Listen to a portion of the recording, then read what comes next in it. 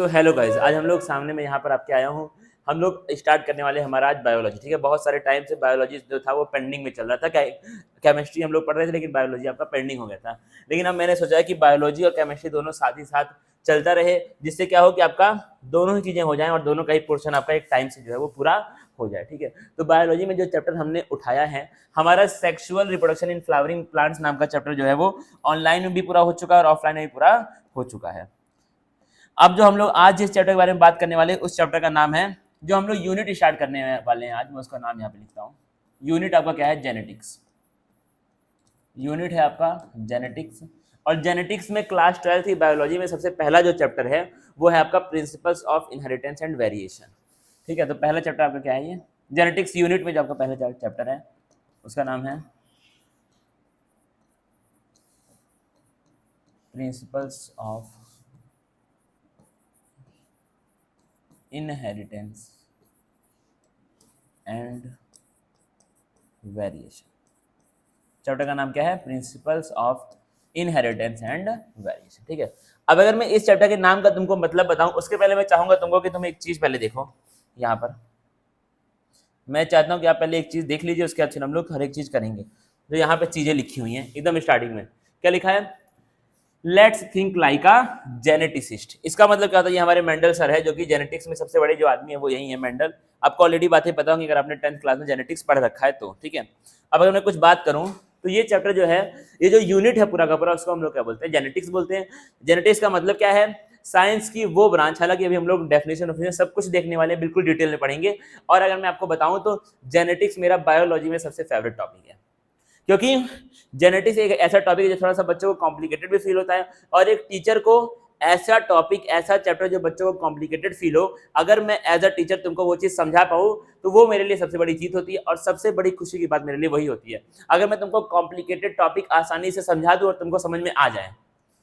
Class पूरी होने के बाद आप बोले कि हाँ सर, जेनेटिक्स अभी तक हमने इतना ट्राई किया पढ़ने का, यहाँ पढ़ा वहाँ पढ़ा, खुद से पढ़ने का ट्राई किया, लेकिन जैसा जेनेटिक्स आपने पढ़ाया है वैसा जेनेटिक्स हमने नहीं पढ़ा था, और जेनेटिक्स हमारे लिए हल्का हो चुका है। क्योंकि अगर तुम किसी ड्रॉपर भैया से जाओगे पूछने के लिए, फिर कोई ऐसे 12th पास इंसान से तुम पूछने जाओगे जिसका 12th हो चुका है 1-2 साल पहले, उससे तुम पूछोगे बायोलॉजी का सबसे टफ चीज क्या है, वो क्या बोलेगा? भाई जेनेटिक्स। जेनेटिक्स सबसे भारी चीज है। लेकिन अगर तुम मुझसे पूछोगे, मैं बोलूंगा भाई जेनेटिक्स भारी नहीं है, जेनेटिक्स में टर्म्स बहुत सारे हैं, जेनेटिक्स में नए नए आपको टर्म्स मिलते हैं जो कि आपने पहले पढ़े रखे नहीं होते हैं, या फिर जेनेटिक्स में तुमको बहुत ज्यादा अंदर घुसना पड़ता है। तो टॉपिक्स बहुत सारे हैं जेनेटिक्स में, और हर एक टॉपिक क्या है? एक दूसरे से लिंक्ड है।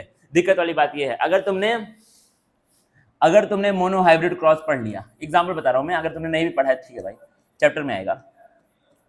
अगर आपने मोनो हाइब्रिड क्रॉस पढ़ रखा है, उसके बाद आता है दूसरा टॉपिक डाई हाइब्रिड क्रॉस।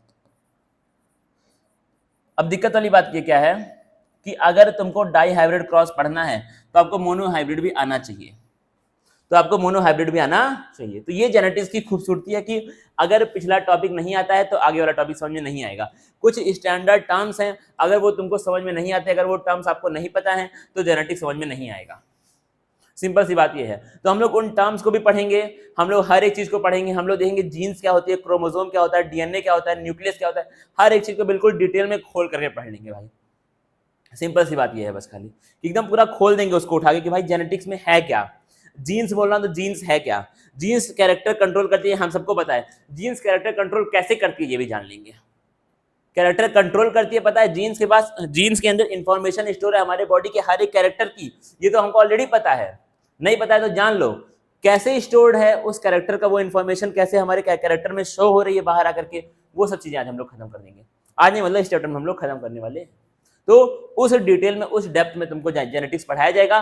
बस खाली तुम मेरा साथ देना, यहाँ पे खड़े रहना, यहाँ पे डटे रहना, तुमको जेनेटिक्स पूरा क्रिस्टल क्लियर हो जाएगा। दोनों chapter, principles of inheritance and variation और मॉलिक्यूलर बेसिस ऑफ इनहेरिटेंस, दोनों जेनेटिक्स के चैप्टर आपको बिल्कुल टिप्स पे आ जाएंगे आज के आज। आज के आज नहीं, मतलब जब भी ये चैप्टर चलेगा। ज्यादा जोश में आके मैं ज्यादा बोल दे रहा हूँ, ठीक है। तो यहाँ पे इसलिए मैंने तुमको दिखाया स्टार्टिंग में पोस्टर जो है मेरा, ये पोस्टर मैंने ऑफलाइन वाले बच्चों को भी दिखाया है। Let's think like a geneticist. बिल्कुल आज से जब जब बायोलॉजी का लेक्चर मेरा देखो, तब तब ये सोच के बैठना कि मैं एज अ जेनेटिसिस्ट यहाँ पर बैठा हूँ और मैं जेनेटिक्स के ऊपर बहुत बड़ी रिसर्च कर रहा हूँ। बस खाली एनसीईआरटी नहीं, एनसीईआरटी के बाहर भी जितना तुम्हारे बोर्ड एग्जाम में आ सकता है वो सब कुछ पढ़ेंगे, एनसीईआरटी के बाहर का भी पढ़ेंगे। अब स्टार्ट करते हैं चैप्टर को। कुछ बातें ऐसी हैं जो मैं लाया हूं लिख करके, क्योंकि वो लिख करके ही पढ़ने वाली चीजें हैं। देखना क्या लिखा है, जेनेटिक्स की definition, the branch of biology that deals with the inheritance of character from parents to, अरे यार, from parents to offspring is called as genetics. मतलब क्या है, वो ब्रांच बायोलॉजी की जहां पे हम लोग कैरेक्टर का इनहेरिटेंस का मतलब क्या, कैरेक्टर का ट्रांसफर देखते हैं पेरेंट्स से ऑफ स्प्रिंग में, उसको हम लोग क्या बोलते हैं, जेनेटिक्स बोलते हैं। वो बायोलॉजी की ब्रांच जहां पे हम लोग देख रहे हैं कि जो कैरेक्टर है वो पेरेंट्स से बच्चों में कैसे ट्रांसफर हो रहे हैं, क्या हो रहे हैं ट्रांसफर, किसके थ्रू हो रहे हैं ट्रांसफर, उसको हम लोग क्या बोलते हैं, जेनेटिक्स बोलते हैं। सिंपल सी डेफिनेशन है जेनेटिक्स की। आगे देखना, अब देखना ये जेनेटिक्स वर्ड किसने दिया था, the word genetics was coined by William Bateson. William Bateson ने आपका ये वर्ड दिया था। आगे देखना, अब देखना हेरिडिटी का मतलब क्या होता है, is taken from the word hereditas नाम का एक वर्ड है, जिसका मतलब क्या होता है, हियरशिप। हियरशिप मतलब होता है विरासत, हियरशिप मतलब हायरशिप इसको बोलते हैं, हायरशिप मतलब क्या होता है, विरासत। तो ये जो हेरिडिटी वर्ड है ये कहां से आया आपका, हेरिडिटस नाम के वर्ड से आया है, जिसका मतलब क्या होता है, हायरशिप मतलब कि विरासत। ठीक है, आगे देखना, it deals with the inheritance of similar character from parents. मतलब पेरेंट्स से सिमिलर कैरेक्टर कैसे बच्चों में ट्रांसफर हो रहे हैं। जैसे अगर पापा के, जैसे हम लोग अगर एग्जांपल ले तो जो फादर है वो अपने 30s में आके बाल्ड हो गए, बाल्ड मतलब थोड़ा बहुत गंजे हो गए। होता क्या है, कई बार ऐसा देखने को मिलता है कि जो बच्चा है, जो उनका बेटा है, वो भी 30s में आके क्या हो जाता है, बाल्ड हो जाता है। ये क्या हुआ, सिमिलर कैरेक्टर पेरेंट्स से कहां पे गया, बच्चों में गया। सिंपल सी बात है, मान लो मदर है, मदर की आईज जो है वो ब्लू आईज हिप्नोटाइज है। कैसी आईज हैं, ब्लू आईज हैं। ठीक है, देखा हमने डॉटर को, जो डॉटर जो उनकी बिटिया पैदा हुई है उसकी भी आईज क्या हो गई, ब्लू हो गई। ये कैसे आया, सिमिलर कैरेक्टर ट्रांसफर हुआ मदर से कहां पर, डॉटर में। वही बात पढ़ी। अब ये चीज कैसे हुई है, क्यों हुई है, कब हुई है, इसी को जब पढ़ोगे, इसी प्रोसेस को हम लोग क्या बोलते हैं, हेरिडिटी बोलते हैं। क्या बोलते हैं इसी को हम लोग, हेरिडिटी बोलते हैं। सिंपल सी बात। देखो आगे फिर करेगा तुम्हारा, the question of how offsprings resemble their parents in some characters leads to the detailed study of organism at the genetic level. हमको ऑर्गेनिज्म को जेनेटिक लेवल पे पढ़ने की जरूरत क्यों पड़ी, बच्चों के सॉरी साइंटिस्ट के मन में एक थॉट आया कि भाई हमको देखने को मिलता है कि जो बच्चों के कैरेक्टर्स हैं बहुत सारे पेरेंट्स की तरह बिल्कुल सिमिलर होते हैं। जैसे मान लो एग्जांपल, अभी मैंने तुमको दिखाया तुरंत, मम्मी की आइज ब्लू है तो बच्ची की भी आइज क्या हो गई, ब्लू हो गई। पापा बाल्ड है तो बच्चा भी क्या हो गया, बाल्ड हो गया। और भी एग्जांपल, तमाम एग्जांपल है भाई। जैसे देखो, पापा के जवानी में ही ग्रे हेयर हो गए, ग्रे मतलब सफेद बाल हो गए एक तरीके से, बच्चे के भी जवानी में बाल क्या हो गए, सफेद हो गए। पापा की हाइट छोटी है तो बच्ची की भी हाइट क्या हो गई, छोटी हो गई। मम्मी की हाइट छोटी है तो बेटी की भी हाइट क्या हो गई, बेटे की भी हाइट क्या हो गई, छोटी हो गई। यानी कि बहुत सारे ऐसे, सारे के सारे नहीं, सारे के सारे मैं नहीं बोल रहा हूँ, वेरिएशन होता है, वेरिएशन इज अ ट्रूथ, लेकिन बहुत सारे कैरेक्टर ऐसे हैं जो जैसे माँ बाप के थे वैसे ही बच्चों की भी है। ये सवाल आया कि भाई ऐसा क्यों हो रहा है, ऐसा क्यों हो रहा है, क्यों नहीं पड़ोस वाले की तरह है कैरेक्टर, क्यों माँ बाप की तरह ही बच्चों में कैरेक्टर देखने को मिल रहे हैं। ये जब सवाल आया तो इस सवाल का आंसर खोजने के लिए जब साइंटिस्ट आगे बढ़े तो उनको पढ़ाई जेनेटिक लेवल पे करनी पड़ गई। तो जेनेटिक लेवल पे पढ़ाई करना क्यों स्टार्ट हुआ, एक सवाल के साथ स्टार्ट हुआ। सवाल क्या था कि कुछ कैरेक्टर क्यों बच्चों में और पेरेंट्स में सिमिलर होते हैं। सिंपल सी बात ये है। आगे देखना, अब हम लोग बात करें अगर एरिस्टोटल की, ठीक है, father of biology, pointed out that concept proposed by Pythagoras was not correct। अब अगर तुम पाइथागोरस को जानते हो तो तुम मुझे बताना, कमेंट में लिखना कि हाँ सर पाइथागोरस तो बड़े फेमस आदमी, हम लोग 7th 8th 9th 10th से ही उनको जान रहे हैं। अगर आप लोग मैथ कभी पढ़ रखे हैं तो मैथ में एक बहुत ज्यादा फेमस थ्योरम है, उसको हम लोग बोलते हैं पाइथागोरस थ्योरम।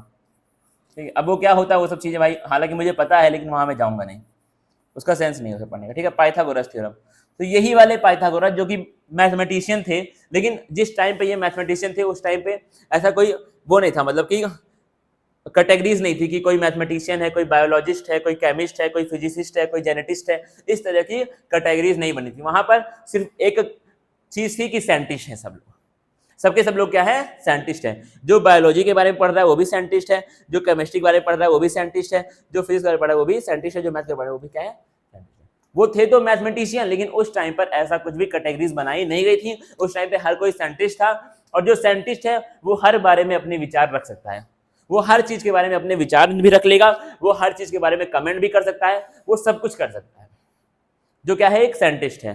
तो पाइथागोरस, हालांकि तो मैथ के बारे में भाई इनको जानकारी थी, लेकिन उन्होंने अपनी टांग कहां पर डाल दी, उन्होंने अपनी टांग डाली कहां पर, बायोलॉजी में।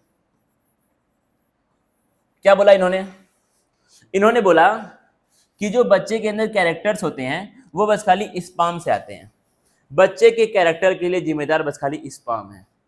किसने बोला, पाइथागोरस ने बोला, यहां लिखा भी हुआ है। He said that only the sperms carry information to the offspring। तो मतलब करेक्ट करने के बाद कहिए, तो जब एरिस्टोटल ने उनको सही कर दिया उसके बाद कहिए लिखा हुआ स्टेटमेंट, लेकिन पाइथागोरस ने क्या बोला था, उन्होंने ये बोला था कि जो बच्चे में कैरेक्टर्स जा रहे हैं, जो बच्चे के अंदर इंफॉर्मेशन जा रही है, वो बस खाली स्पर्म कैरी कर रहा है, उसमें एग का कोई भी रोल नहीं है। ये बोला था किसने, पाइथागोरस ने। क्या ये बात सच है? आज हम जानते हैं ये बात सच नहीं है। कैरेक्टर्स माँ के भी जाते हैं, बाप के भी जाते हैं, स्पर्म से भी इंफॉर्मेशन का ट्रांसफर होता है और ओवम से भी इंफॉर्मेशन का ट्रांसफर होता है, ये बात हम जानते हैं। तो पाइथागोरस को गलत किसने प्रूफ किया, एरिस्टोटल सर ने। उन्होंने क्या बोला, अब देखना, ये जो स्टेटमेंट है ये एरिस्टोटल का स्टेटमेंट है। He said that only the sperms do not carry information to the offspring, but male and female pass on information to the offspring। मतलब मेल से भी जा रहा है, स्पर्म से भी जा रहा है और ओवम से जा रहा है। पाइथागोरस ने क्या बोला था, उन्होंने बोला बस खाली स्पर्म से जा रहा है, ओवम का इंफॉर्मेशन के ट्रांसफर में कोई भी रोल नहीं है। लेकिन एरिस्टोटल सर ने उनको सही किया। उन्होंने कहा पहली बात तो भाई कि आप मैथ वाले हो तो मैथ पे ध्यान दो, ठीक है, पहली बात तो क्या है, जिस फील्ड के आप एक्सपर्ट हो आप उसके ऊपर ध्यान दो। फिर क्या हुआ, फिर उन्होंने ये बोला भाई ऐसा नहीं होता है, माँ बाप दोनों ही इंफॉर्मेशन को कैरी करते हैं ऑफस्प्रिंग में। आगे देखना, अब क्या है हमारा, मेंडल्स लॉ ऑफ इनहेरिटेंस। पहले देखते हैं कि मेंडल कौन थे, क्या उन्होंने किया। कुछ बातें मैं तुमको बताऊंगा मेंडल के बारे में जो कि काफी मोटिवेशनल बातें हैं। Gregor John Mendel was an Austrian monk. मतलब क्या थे वो, एक ऑस्ट्रिया में मॉन्क थे, ठीक है। अब है ना ये सब बातें हम लोग छोड़ते हैं, पहले बताता हूं तुमको कि मेंडल ने क्या किया था। जो मेंडल थे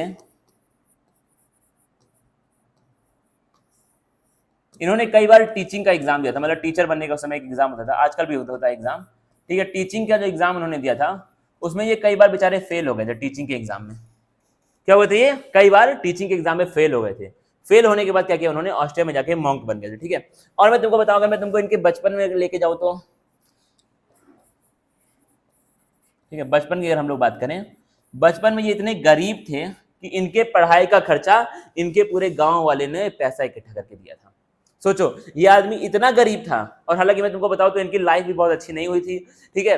इनके जो काम को उतनी इंपॉर्टेंस, इनके जीते जी तो इनके काम को इंपॉर्टेंस नहीं दी गई थी। अगर आपने पढ़ रखा है मेंडल के बारे में तो आपको पता होगा कि मेंडल को जीते जी कोई भी इंपॉर्टेंस नहीं दी गई थी। उनको एक नॉर्मल सा आदमी ही लोग मानते थे, जो कि फालतू में बस खाली एक्सपेरिमेंट कर रहा है, दुनिया भर का खाली एक्सपेरिमेंट कर रहा है।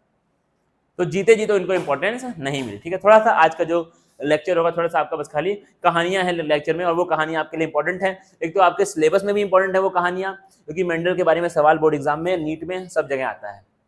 और वो कहानियां आपके लिए मोटिवेशनल भी हैं, क्योंकि जो जो मेंडल ने सहा है अपने लाइफ में वो किसी को सहना नहीं पड़ना चाहिए। क्यों? क्योंकि अगर किसी का चाइल्डहुड गरीब है, अगर कोई बचपन में गरीब है तो वो दिक्कत वाली बात नहीं, ठीक है। अगर आपका चाइल्डहुड पुअर है, चलता है भाई, उसको आप मेहनत करके सही कर सकते हो। लेकिन इतनी मेहनत करने के बाद, इतने सालों तक एक्सपेरिमेंट करने के बाद फिर भी आपको उस तरह का रिकॉग्निशन ना मिले, उस तरह की पहचान ना मिले, उतना इंपॉर्टेंस आपको काम को ना दी जाए, वो गलत है। वो मरे भी कैसे, वो मरे ऐसे बिना किसी पहचान के, बिना किसी क्या कहते हैं शोहरत के, वो ऐसे ही मर गए भाई। ये दिक्कत वाली बात है भाई, ये किसी के साथ नहीं होना चाहिए। It is very very very wrong. ऐसा क्यों हुआ? क्योंकि भाई लोग उतना होशियार थे ही नहीं। वो आदमी क्या आदमी था भाई, उसने धमाधम एक्सपेरिमेंट किया, क्या क्या सोच लिया। लोग उस टाइम पे इतना सोच पाते ही नहीं। दिक्कत वाली बात यह है कि उतना होशियार लोग नहीं थे, वो गलत टाइम पे पैदा हुए। दिक्कत वाली बात यह है। तो क्या हुआ, तो आपका चाइल्डहुड कैसे था, इनका काफी पुअर था, गांव वालों ने पैसा इकट्ठा करके उनको पढ़ाया था। आगे देखना, ही कंडक्टेड, अब देखना कितना हजारों experiment, he conducted many experiment with garden pea plants. कौन से प्लांट के साथ किया एक्सपेरिमेंट? Garden pea plant. याद रखना, सवाल आता है मेंडल ने किस स्पीसीज के साथ एक्सपेरिमेंट किया? गार्डन पी प्लांट के साथ। क्यों किया बताऊंगा। And is considered as father of genetics. कब? मरने के बाद। क्या बोला गया उनको? Father of genetics.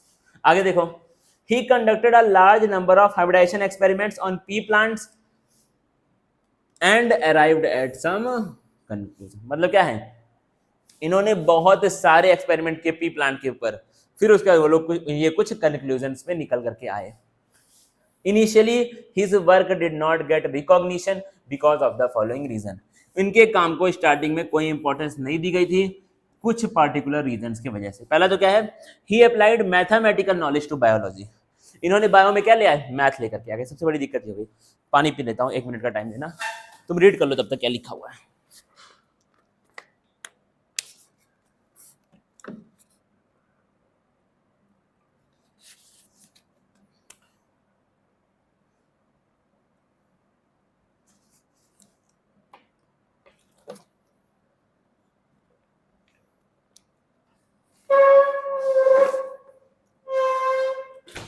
दिया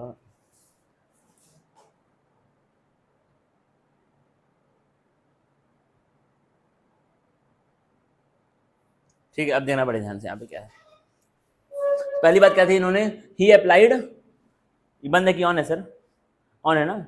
ही applied mathematical knowledge to biology. मतलब क्या, इन्होंने बायो में मैथमेटिक्स को लिया है बायो में. और भाई बायो और मैथमेटिक्स दोनों में अभी भी आज के भी टाइम पे दोनों में 36 का आंकड़ा है. भाई मैथ वाले बच्चों को बायो से नफरत है और बायो वाले बच्चों को मैथ से नफरत है. जाहिर सी बात है, ये तो सबको पता है. तो पहली बात इन्होंने ये कर दिया कि भाई बायो और मैथ दोनों को मिक्स कर दिया. He talked about certain factors that people did not believe in. मतलब क्या है, इन्होंने कुछ फैक्टर्स के बारे में बोला कि भाई कुछ फैक्टर्स का ट्रांसफर होता है पेरेंट्स से बच्चों में. लोगों ने उस बारे में बात, और लोग उस बारे में बिलीव उस चीज को नहीं किए कि भाई फैक्टर क्या होता है, ऐसे होता होगा अपने मन से. ये सब क्या बोल रहे हो, फालतू फालतू बात.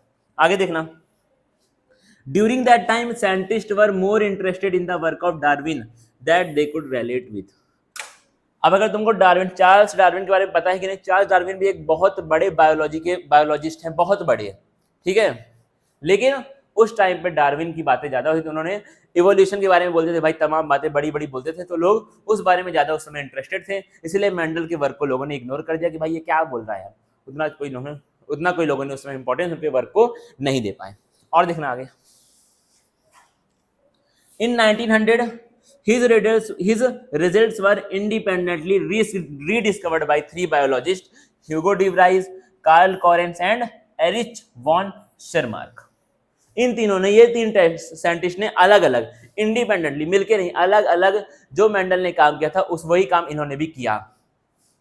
And a few years later, W. Bateson and others confirmed Mendel's work and found the same laws were applied to animals also. मतलब क्या है, ये तीनों ने प्लांट्स के ऊपर फिर से जो मेंडल ने काम किया था उसी काम को इन तीनों ने भी किया और देखा जो मेंडल ने बातें बोली थी वो बिल्कुल सच थी.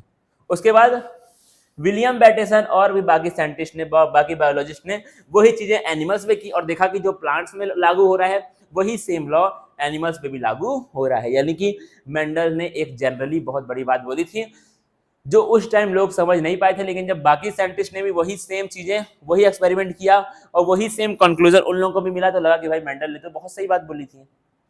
आगे देखो. Mendel selected pea plant as his experimental material because.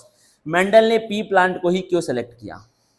Because it was easily available, flowers were easy to handle, flowers of pea plants remain close till pollination. मतलब क्या है, पहली बात तो क्या है, जो पी प्लांट थे इनकी हैंडलिंग, इनसे एक्सपेरिमेंट करना आपका बहुत ज़्यादा आसान था और ये बहुत इजीली, क्योंकि वो मॉन्क थे और उनके जो चर्च था जहाँ पे वो काम करते थे वहाँ पे गार्डन था बहुत बड़ा और वहाँ पे पी प्लांट की बहुत सारी खेती होती थी. तो इसलिए क्या है, इजिली अवेलेबल, इजिली उनको पी प्लांट मिल गया, उसको हैंडल करना भी, उनके साथ एक्सपेरिमेंट करना भी बहुत भारी काम नहीं था. आगे देखना. Flowers of P plant remain close till pollination. मतलब क्या है, इनके अंदर क्रॉस पॉलिनेशन होने का कोई भी चांस नहीं था. क्यों? पॉलिनेशन होने तक वो फ्लावर आपका क्लोज रहेगा, तो क्रॉस पॉलिनेशन उसके अंदर हो ही नहीं पाएगा. एक और अच्छी बात है, it showed 7 pairs of contrasting character. मतलब क्या है, उसमें 7 कैरेक्टर ऐसे थे जो कि क्या थे, जो आपके ऑल्टरनेट थे. मतलब अगर उसकी सीट राउंड भी हो सकती है, अगर हम लोग सीट के साइज की बात करें तो, शेप की बात करें तो राउंड भी हो सकती है और रिंकल्ड भी हो सकती है. तो इस तरह हमको कंट्रास्टिंग कैरेक्टर्स वाले आपके 7 कैरेक्टर मिल गए. Self and cross pollination both were possible in the plant. Plant में हमारी मर्जी से सेल्फ पॉलिनेशन भी कर सकते हैं इनके अंदर और क्रॉस पॉलिनेशन भी कर सकते हैं. आगे देखना. और देखना, अब क्या है, क्योंकि हमको ये देखना है कि कैसे कैसे जनरेशन से जनरेशन में कैरेक्टर का ट्रांसफर हो रहा है, वो भी चीजें हम देख ली। कैसे देख ली? क्योंकि इनके पास क्या थी, शॉर्ट लाइफ साइकिल थी। अगर यही इंसानों में देखना है तो इंसानों की अगली पीढ़ियां आने में काफी टाइम लगेगा। हमको देखना क्या था, तुम मुझे बताओ। हमें ये देखना था कि कैरेक्टर का ट्रांसफर कैसे हो रहा है बच्चों, सॉरी पेरेंट्स से बच्चों में। तो क्योंकि उनकी लाइफ साइकिल बहुत शॉर्ट थी, तो इसीलिए लगातार बहुत सारी जनरेशन को एक साथ मेंडल पढ़ पा रहे थे। आगे देखना, प्योर लाइन वेराइटीज और प्रेजेंट, बिल्कुल प्योर फॉर्म में हमको वेराइटीज मिल जा रही थी। प्योर फॉर्म का मतलब क्या है कि दोनों अलील क्या हो, सेम हो। पढ़ेंगे आगे भाई, थोड़ा सा अभी हमने पढ़ा नहीं है वो सब चीजें। ये तुम्हारे क्या था, पी प्लांट के अंदर 7 कैरेक्टर थे जो मेंडल ने पढ़े और कंट्रास्टिंग थे, एक कैरेक्टर दूसरा कैरेक्टर, मतलब एक कैरेक्टर के अंदर 2 डिफरेंट ट्रेट हमको मिल जा रहे थे। सीड शेप राउंड भी हो सकता है और विंकल भी हो सकता है, सीड कलर येलो भी हो सकता है और ग्रीन भी हो सकता है, फ्लावर कलर वॉयलेट भी और व्हाइट भी, पॉड शेप फुल या फिर कंस्ट्रिक्टेड टेढ़ा मेढ़ा थोड़ा बहुत, पॉड कलर ग्रीन या फिर येलो, फ्लावर पोजिशन है तो एक्सियली फ्लावर रहेगा साइड साइड में या फिर बिल्कुल ऊपर फ्लावर रहेगा टर्मिनल पे, स्टेम हाइट टॉल हो सकती है या फिर डॉर्फ हो सकती है, डॉर्फ मतलब छोटी हाइट का स्टेम आपका हो सकता है। की इनसाइड देखना, पहले कुछ इंपॉर्टेंट बातें।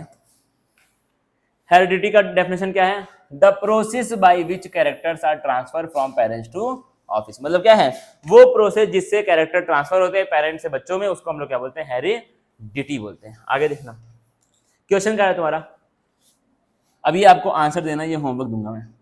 What is the importance of a short life period for the organism chosen as the experimental material by a geneticist for conductance of studies on pattern of inheritance? मतलब क्या है, इनहेरिटेंस के pattern को पढ़ने के लिए, inheritance का experiment करने के लिए ऐसा ऑर्गेनिज्म क्यों लिया जाता है जिसका लाइफ स्पैन क्या हो, छोटा हो, क्यों ऐसा होता है। मैंने अभी 2 मिनट पहले इस चीज का तुमको समझाया है ये चीज, तो अब इसका आंसर जो है तुमको कमेंट्स में लिख करके देना है। जो जो इस लेक्चर को देख रहा है भाई, तुमको कसम है इस चीज का आंसर तुम कमेंट में लिखोगे ही लिखोगे, कसम है तुमको, अगर तुम ये लेक्चर देख रहे हो तो, यहां तक आ चुके हो तो कसम है तुम्हें, तुम अगर से रूठ। How many pairs of contrasting characters in P plants were studied by Mendel in his experiment, कितने पेयर ऑफ कैरेक्टर्स उन्होंने पढ़े थे, कितने पढ़े थे, 7। एलील का मतलब क्या था, अभी पढ़ने वाले हैं, ठीक है, ये सब तुम्हारा हो चुका है। चलो P plant did not use, अब इसके पहले कुछ चीजें पढ़ने वाले हैं हम लोग।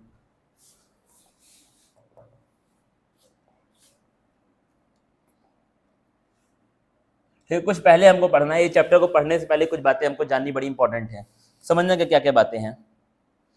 मान लो ये हमारा एक सेल है बॉडी का, ठीक है, हमारी बॉडी हो गया, प्लांट बॉडी कुछ भी मान लो, सेल है तो सेल के बीच में क्या होगा, यहाँ पर न्यूक्लियस होगा, जाहिर सी बात है। तो मैं इसको बड़ा करूँ तो न्यूक्लियस, अब तुमको पता है सेल के बाद होता है न्यूक्लियस, और न्यूक्लियस में कौन होता है, न्यूक्लियस में आपके क्रोमैटिन थ्रेड होते हैं। अगर तुमने 11th क्लास में cell the unit of life नाम का चैप्टर पढ़ रखा है, तुमको पता है कि नॉर्मली एक सेल के न्यूक्लियस में कुछ हमको थ्रेड मिलते हैं, उनको हम लोग क्या बोलते हैं, क्रोमैटिन थ्रेड बोलते हैं, ठीक है, जो कुछ इस प्रकार से होते हैं। ऐसे आपके बहुत सारे ऐसे थ्रेड आपका पड़ा होता है न्यूक्लियस के अंदर, ठीक है।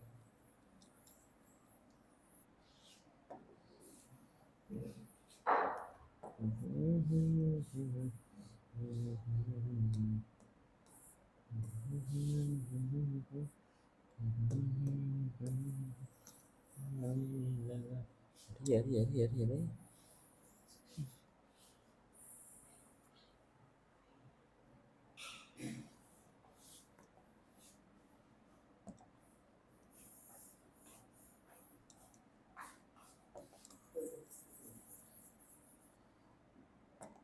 रिकॉर्डिंग हो रही है ना ठीक से सर, रिकॉर्डिंग हो रही है ना,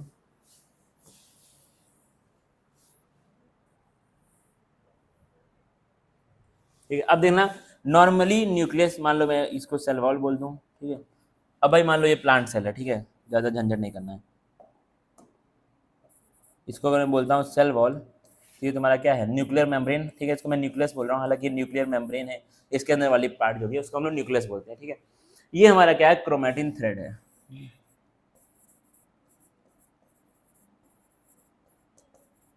ये क्या है तुम्हारा, क्रोमैटिन, क्रोमैटिन नेट भी बोलते हैं बहुत सारी बुक्स में इसको, क्रोमैटिन थ्रेड में बोल रहा हूँ, ठीक है। अब क्या है, during cell division, during cell समझना ध्यान से, सेल डिवीजन के टाइम पे क्या होगा, ये जो क्रोमैटिन थ्रेड है ये यहाँ से गायब नहीं हो जाएगा, बल्कि क्या होगा, ये तुम्हारा कंडेंस होगा। अगर आपने सेल डिवीजन चैप्टर पढ़ रखा है तो तुमको पता होगा कंडेंसेशन ऑफ क्रोमैटिन थ्रेड क्या होता है। नहीं पता है, नहीं पता तो मेरी गलती थोड़ी है, तुमने पढ़ाई नहीं की है। आ जाओ सिखा दूंगा। ये क्या होगा, सिकुड़ेगा बेसिकली, जो थ्रेड है वो थ्रेड तुम्हारा सिकुड़ जाएगा और एक नए शेप में आ जाएगा। सिकुड़ मतलब थ्रेड तुम्हारा एकदम बिल्कुल ऐसे कंस्ट्रिक्ट हो जाएगा, इससे पहले पूरा फैला हुआ है थ्रेड, वो कंस्ट्रिक्ट हो जाएगा, एक जगह पे आ जाएगा। ठीक है, कुछ इस प्रकार से देखना कैसे। वाह भाई, पहली बार इतना सुंदर क्रोमोसोम मुझसे पहली बार बन रहा है।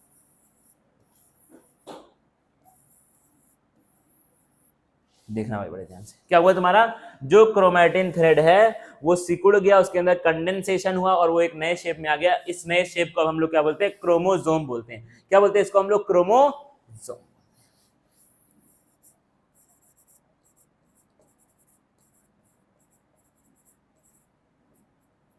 इसको हम लोग क्या बोलते हैं, क्रोमोसोम बोलते हैं। अब मैं दिखाता हूं तुमको कि क्रोमोसोम के अंदर क्या होता है। ठीक है, एक बार इसको देख लो ध्यान से, इसका स्क्रीनशॉट ले लो, सबसे बढ़िया इसका आप ले लीजिए स्क्रीनशॉट 1 2 का 4। अब देखना एक क्रोमोसोम में क्या क्या चीजें होती हैं, खाली जगह नहीं है, यहाँ देखो। अब एक खूब बड़ा सा क्रोमोसोम बनाता हूँ यहाँ पे,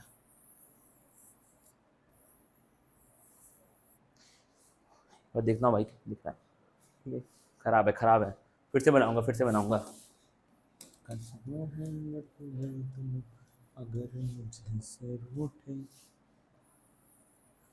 इस बार जो बनेगा।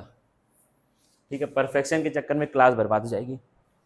चलो यार सही बना है, थोड़ा बड़ा कर लूँ क्या, थोड़ा बड़ा कर लेता हूँ बस, खाली बाकी सब सही है।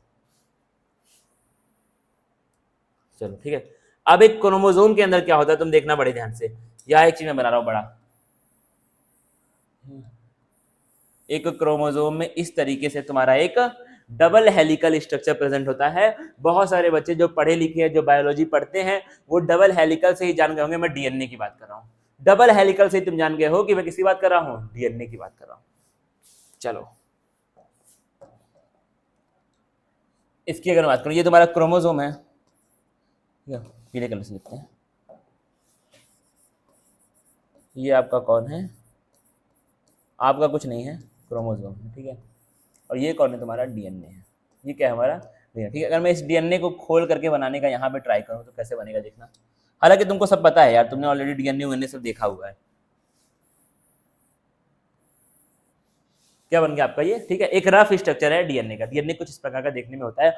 मॉलिक्यूलर बेसिस ऑफ इनहेरिटेंस नाम का चैप्टर पढ़ेंगे, डीएनए को बिल्कुल खोल के बना के दिखाऊंगे डीएनए कैसे बनता है, वो तब की तब बात होगी। ठीक है, अब क्या है, अब देखना इस डीएनए के एक छोटे से पार्ट को हम लोग क्या बोलते हैं, मान लो ये डीएनए का एक पार्ट ले लिया मैंने, इसको हम लोग जीन बोलते हैं।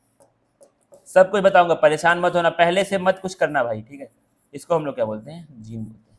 जीन का मतलब क्या होता है, एक छोटा सा फ्रैगमेंट्स डीएनए का, एक छोटा सा टुकड़ा, एक छोटा सा फ्रैगमेंट डीएनए का, जहां पर किसी कैरेक्टर के बारे में इंफॉर्मेशन स्टोर हो, जहां पर किसी कैरेक्टर के बारे में क्या स्टोर हो, इंफॉर्मेशन स्टोर हो। तो क्या बोलेंगे इसको हम लोग, small fragment of DNA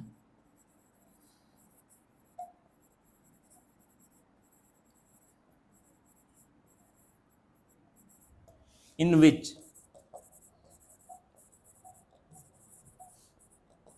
info यहाँ पे लिखा, ठीक है, इसका मतलब information about a character is store, in which information about आ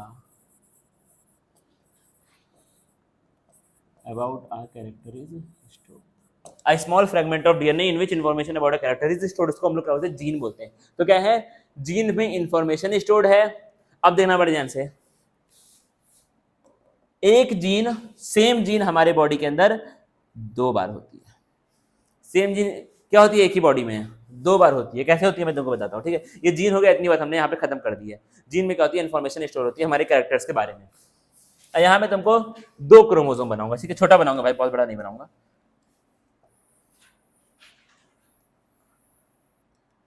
ये क्रोमोसोम हो गया, इसी का सेम टू सेम ये क्रोमोसोम हो गया। ठीक है, अब पहले मैं क्रोमोसोम के बारे में बात कर लेता हूँ। ठीक है, हमारे बॉडी के नॉर्मल सेल्स में, मैं सेक्स सेल की बात नहीं कर रहा हूँ, सेक्स सेल को छोड़ के हमारे बॉडी में जो भी नॉर्मल सेल है, हमारे बॉडी के हर एक नॉर्मल सेल में एक क्रोमोसोम 2 बार होता है। मतलब क्या होता है, 2 कॉपी होती है, एक क्रोमोसोम की 2 कॉपी होती है। इसलिए हम अपने आप को क्या बोलते हैं, हम बोलते हैं हमारे जो सेल्स हैं वो डिप्लॉइड सेल हैं। क्या सेल है, डिप्लॉइड सेल। क्यों बोलते हैं, क्योंकि हमारे जो सेल्स हैं उसके अंदर एक एक क्रोमोसोम 2-2 बार होता है, एक एक क्रोमोसोम 2-2 बार होता है। जैसे हम लोग बात करें कि हमारे बॉडी में 46 क्रोमोसोम्स होते हैं, ठीक है। कितने क्रोमोसोम होते हैं, 46 क्रोमोसोम हमारे बॉडी में, ह्यूमन सेल में, ठीक है। और तुमने एक चीज और पढ़ रखी होगी, तुमको शायद इसका मतलब नहीं पता होगा, लेकिन एक चीज और आपने पढ़ रखी होगी, हमारे पास 23 पेयर्स ऑफ क्रोमोसोम होते हैं। दोनों बातें आपने पढ़ रखी हैं और दोनों बातें सही हैं। क्या है, 23 पेयर्स ऑफ क्रोमोसोम होते हैं। ये तो 46 बोल दो या फिर 23 पेयर बोल दो। पेयर का मतलब क्या हुआ, एक क्रोमोसोम जोड़ी में है। बात करें फर्स्ट की तो फर्स्ट 2 बार है, सेकंड 2 बार है, थर्ड 2 बार है, फोर्थ 2 बार है, वैसे 23 भी 2 बार है। इस तरह से क्या हो गया, 46 हो गए। यानी कि एक क्रोमोसोम हमारी बॉडी में 2 बार है। आगे देखना, बना रहा हूं भाई डीएनए। अब ये डीएनए की तरह ना लगे तो भी कोई दिक्कत वाली बात नहीं है। मैंने तुमको पहले ही बता दिया कि इसको हम लोग डीएनए बोल रहे हैं। मैंने क्या बोला, मैंने बोला ये एक जीन है, ठीक है। अब एक बात को सुनना, अगर एक क्रोमोसोम 2 बार है तो वही सेम जीन भी तो 2 बार होगी। एक क्रोमोसोम 2 बार तो उसके अंदर का डीएनए 2 बार, उसके अंदर का डीएनए 2 बार तो उसके अंदर की जीन भी 2 बार। यानी अगर ये जीन यहां पर है तो ऐसी एक जीन। एंड ऑफ डिस्कशन हो गया यहीं पर। ये भी 2 बार और ये भी 2 बार, तो यही सेम जीन वो भी है, ये वाली भी वही सेम जीन है, जी लिख रहा हूं इसको भी, ये भी क्या है, वही सेम जीन है। तो जब एक क्रोमोसोम, अब मेरी बात को सुनना एक बार, अगर एक क्रोमोसोम 2 बार तो डीएनए भी 2 बार, और डीएनए 2 बार तो जीन भी 2 बार। यानी कि एक क्रोमोसोम की 2 कॉपी होती है, एक डीएनए की भी 2 कॉपी होती है, और जीन की भी 2 कॉपी होती है। और जीन की कॉपीज को हम लोग क्या बोलते हैं, अलील बोलते हैं। जीन की ही, एक जीन की 2 कॉपीज को हम लोग क्या बोलते हैं, अलील बोलते हैं। यानी कि एक अलील ये है और एक अलील ये है। और जो 2 कॉपीज होती है क्रोमोसोम की, उन दोनों को हम लोग क्या बोलते हैं, होमोलोगस क्रोमोसोम बोलते हैं। इन दोनों को हम लोग क्या बोलेंगे, होमोलोगस क्रोमोसोम। यहां पे लिख रहा हूं, इनको हम लोग क्या बोलेंगे, येलो से,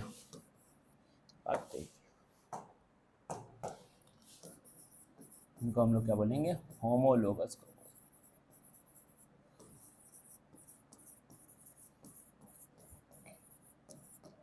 अब मुझे तुम बताना कि तुमको कितना समझ में आया। क्या जेनेटिक्स, क्या क्रोमोसोम, जीन, डीएनए, ये सब तुम्हारे दिमाग में छप गया कि नहीं छप गया? अब बताना किस तरीके, कितना खूबसूरत। तुमको पता है अब जेनेटिक्स में, तुमको पता है जीन क्या होता है, अलील क्या होता है, क्रोमोसोम क्या होता है, डीएनए क्या होता है, न्यूक्लियस क्या होता है, सब तुमको पता है।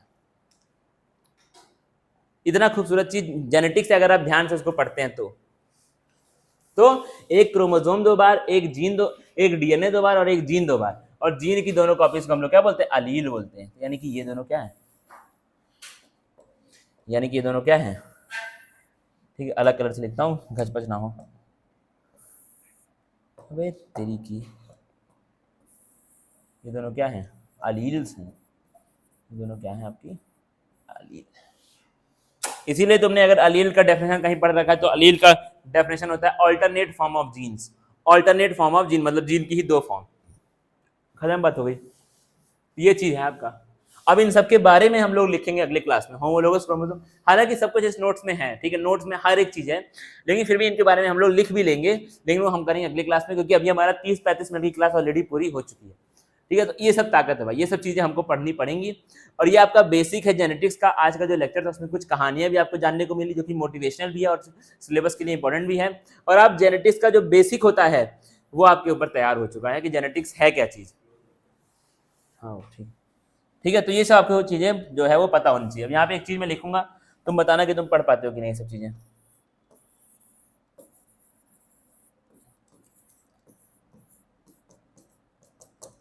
ठीक है। अब लास्ट में आप लोग कमेंट करना भाई कि लेक्चर कैसा लगा, क्या तुमको जेनेटिक्स का बेसिक समझ में आया कि नहीं, कि जीन से लेकर के क्रोमोसोम तक हर एक चीज